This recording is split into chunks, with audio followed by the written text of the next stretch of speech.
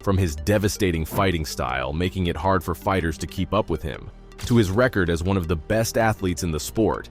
Here's why nobody wants to fight Alexander Volkanovski. After fighting the lightweight champion, Islam Makhachev at UFC 284, Volkanovski is finally getting the recognition he deserves. But fans are still confused how he was able to give the Dagestani such a hard time. Well, it's because of his extremely intimidating fighting style. You see, these days, MMA has become a very calculated and technical sport. But Alex knows what it's truly about at its core, and that's brutal beatdowns. His shorter frame doesn't hold him back from dominating his opponents, because Volkanovski makes up for it with his raw strength and ruthlessness. The Australian is highly skilled in striking with his Muay Thai-based style, and loves to fight at close range. With his preference for breaking through his opponent's guard and going on the offense, he can be called an in-fighter, in boxing terms, which is perfect for someone like Alexander, because his short stature makes it harder for opponents to stop him from digging in.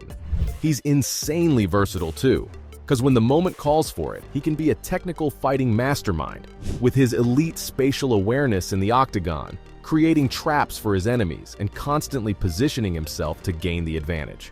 Believe it or not, Alexander actually used to play rugby semi-professionally, so he's never feared going for a good tackle, and that's exactly why elite grapplers like Islam Makhachev don't intimidate him. Honestly, Volk has an answer for everything you throw at him, leaving his opponents helplessly confused about what they should do. But what really scares off fighters is his ruthless striking. I mean, this guy could teach a striking masterclass. You see, Volkanovski's forward-pushing fighting style can get mistaken for lack of technique to the casual MMA fan, but in reality, he's way more strategic than you might assume. Alexander expertly uses feints to gauge his opponents before moving in, and based on their reactions, he decides when he can lunge in with his explosive punches.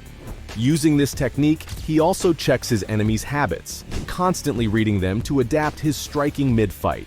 Usually knowing his high-intensity offensive style, his opponents prefer to stay at a further range so he can't land any punches on them. But the Australian has a weapon in his arsenal for that too. It's no secret that Volkanovski doesn't have great reach with his arms, but he's got great kicks that can devastate on medium range.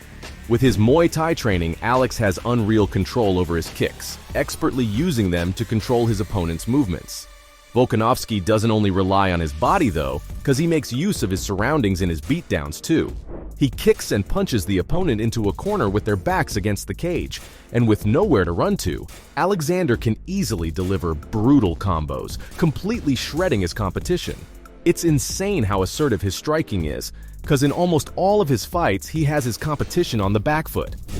But what makes him even more terrifying is how extremely well-rounded he is, because even his grappling is remarkable. Even though he might not go for submissions a whole lot, that doesn't mean he doesn't have that covered, because Alexander is actually a Brazilian Jiu-Jitsu black belt. Maybe that's why he's never lost by submission. After all, it is harder to get a good grapple going on shorter agile guys like him.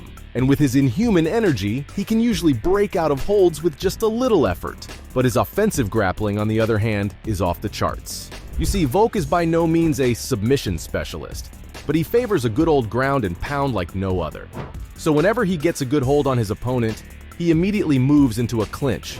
And because of his Muay Thai skills, he's more than comfortable clinching up, easily delivering knees while constantly trying to trip his enemy. He pushes them into the cage to cleverly take the weight off of his opponent's legs to throw their balance off. And when he takes you down on the ground, you better be prepared for a world of hurt, because Alex is relentless with his grounded striking. After he's gained top control, his understanding of how to get his opponent's limbs out of his way is unreal. Heck, he even incorporates his rugby into his grappling, and you can see it every time he shoots for a takedown, how he throws all of his weight down on the opponent, leaving them no choice but to topple over. Alex is an absolute monster, and his ability to take damage and keep going on is just plain ridiculous. Don't even get me started on his stamina, because oh boy, does he have an infinite gas tank. After becoming the featherweight champion, he said his goodbyes to fighting 3 rounds per match and adjusted to the big leagues. So now Volkanovski can go for a full 5 rounds of gruesome war in the octagon. Just think about how crazy that is, because he maintains the same pressure and momentum all the way till the last second. After all, fighters get gassed out after 2 rounds of being on the offense, but Volkanovski is clearly cut from a different cloth. Think about the fact that Islam is a Dagestani wrestler, especially known for their intense cardio in the mountains. And by the end of his fight against Volkanovski, it looked like he needed to catch his breath more than the Australian did. Even his chin is unbreakable because Alex has never been knocked out in the UFC, and he's been involved in the craziest slugfests in his career. After all, it's impossible to fight the way he does without taking brutal damage. One of his highlight moments is a perfect showcase of his never-give-up attitude against Brian Ortega at UFC 266. You see, Ortega is a BJJ black belt and submission specialist, especially trained by Renair Gracie of the infamous Gracie family.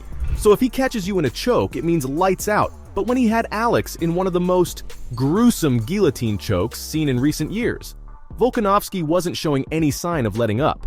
He just stuck through it and somehow ended up winning the match like it never even happened. Like, he's just that scary. And apparently, other fighters like the GOAT John Jones agree.